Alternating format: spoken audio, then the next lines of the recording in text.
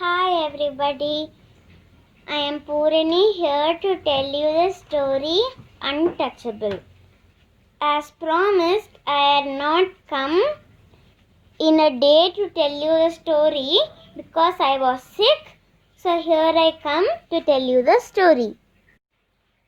Before we get into the story, I want to tell you an interesting fact about this.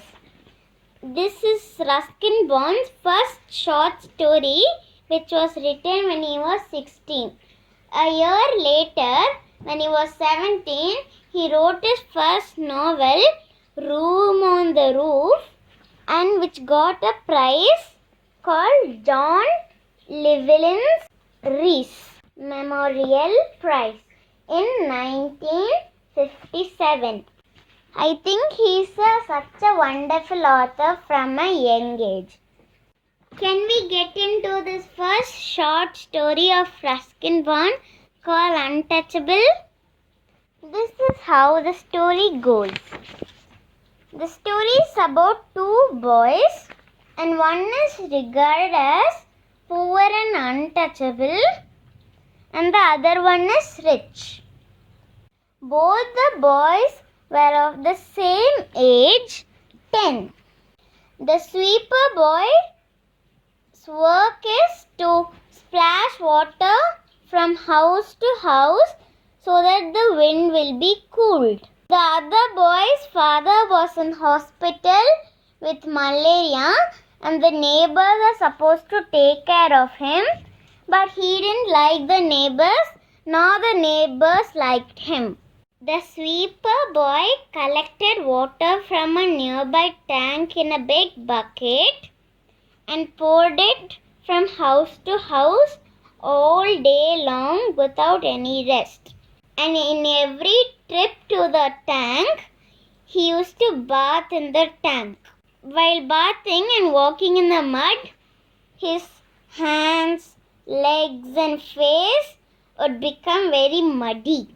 He only wore a pair of khaki shorts and rest of his body was bare and deep brown because he worked in the sun all day long with a bare body. The other boy is called the son of a Sahib who is rich and he lives in a bungalow. He is not friendly with any person.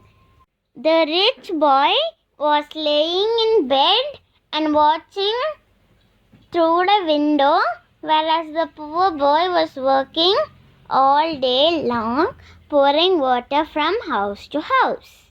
The rich boy is the narrator of the story. He does not like the sweeper boy, though he is smiling and trying to be friendly with the rich boy. The neighbors advised him that he should not play with the sweeper boy and that he is unclean and dirty, and the rich boy should not touch him or play with him.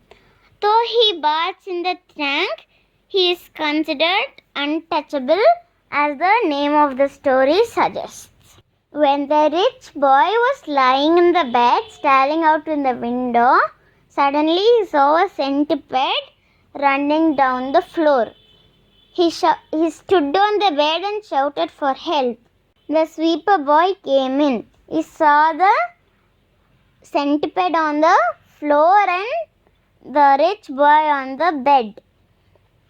He immediately took a book from the shelf and slammed it down on the centipede. And the sweeper boy tried to smile and be friendly with the other boy, but all he said was get out, because he did not like anybody either. When it was night, the sweeper boy came to the other boy's bungalow because he was alone and gave him a company. He closed all the doors and windows and went to the kitchen to sleep. The rich boy went to the bed to sleep. The night began with a brooding silence, and suddenly loud thunderclaps shattered all the silence. Lightning too flashed here and there. Later it began to rain. The thunderclaps, lightning, and rain scared the rich boy, which made him leap out of the bed and go to the kitchen to the sweeper boy. He said that I am afraid. The sweeper boy too was afraid. The rain drummed in the roof above them. Even though the sweeper boy is afraid, he is happy because the rainy season started. I think he is happy because he would no longer have to carry a bucket of water and splash it from house to house, because the rain itself would keep the wind quite cool. The story ended with a little friendly conversation between the rich boy and the poor boy. And this is all the simple story is about, but there's a lot to think. The sweeper boy is described as poor and untouchable. I understand that he is poor because he has very less money, and the other boy is rich, obviously. But why is one described as an untouchable like the sweeper boy? Isn't it bad to tell someone as untouchable even though he baths? The sweeper boy is called untouchable because he was born in a certain outcast. Hope you know what is a caste. I had learned that a caste is a division of people and they are treated differently. Some are treated good and some are treated bad. Do you think it is nice to call someone untouchable even though he is clean and not dirty? I think that's bad, because they are bathing and clean, still they call them untouchable and dirty. This is not a good behavior.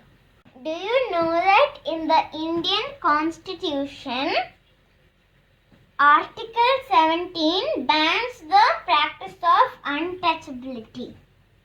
You can read a bit about Article 17 to know how untouchability is banned in our country, India.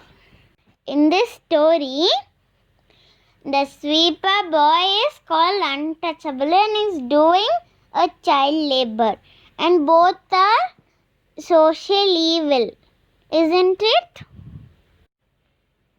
So, never call or treat anybody untouchable and never employ children as child laborers. This is the end of the story, and this is all the story is about, and my questions are. Actually, I had a discussion with my mother, so you can also have a discussion with your parents or any other elder to know about the history of caste and how they were divided. Tomorrow I am going to tell you the story of Blue Umbrella. Meet you tomorrow with Blue Umbrella. Bye bye.